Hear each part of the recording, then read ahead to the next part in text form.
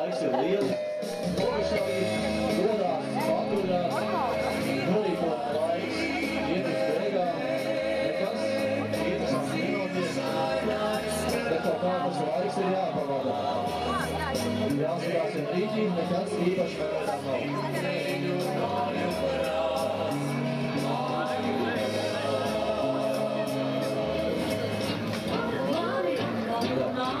Runā kājas, runā robežsargs savā starpā, nekas paliek projām nenotiek.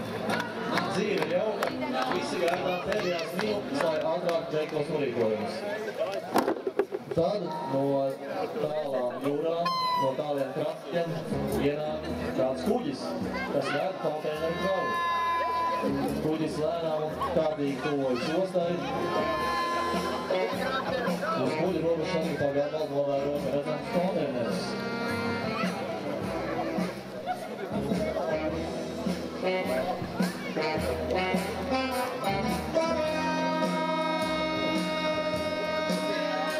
Viens no konteineriem ir krietni aizdomīgs, nes kāpēc viņš pats kustās, kā tam nevajadzētu būt. Kaut kādas skaņas aizdomīgas no konteinera puses, jāsāk vērtēt, kas tur būs iekšā. Varbūt pārtikas produkti.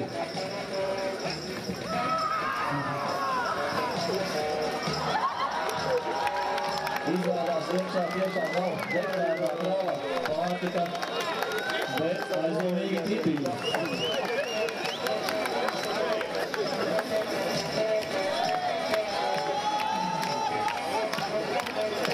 Protams, Rīgas pārvaldes robežsargi ir pārsteigti par tādiem viesiem un domā, ka tomēr robežu kontroli būtu nepieciešams veikt. Pastāv cerības, ka vēlāk kāds no viņiem varēs uzrādīt ceļošanas dokumentu vai vismaz ko tam līdzīgu.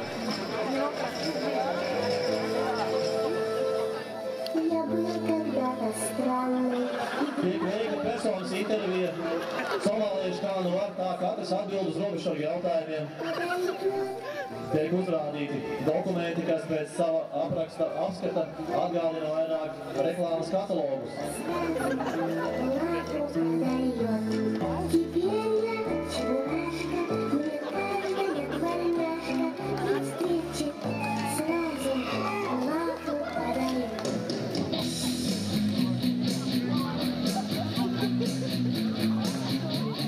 Robežsargi tomēr sagūsta personas, kas pēc ilgām skaidrošanām izrādās mūsu draugi no Somālijas valsts un nolēma, ka vienīgā vieta, kur viņiem doties, ir bezmaksas viesnīca, 3 zvaigžņu koties Volaina. Līdz ar to arī mana darbs ir izdarīts. Robežsargi atkal var turpināt paturēšanu. Paturi turpinās. Norīkojuma beigas tuvojās ar katru brīdi vairāk un vairāk.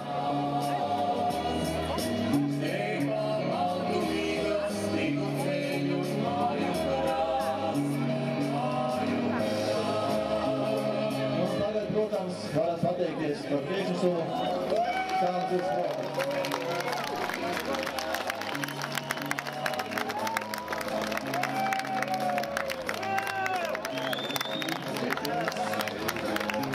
Beigās par atsevišķu samaksu ir iespēja kopīgi fotografēties ar mūsu draugiem no Somālijas.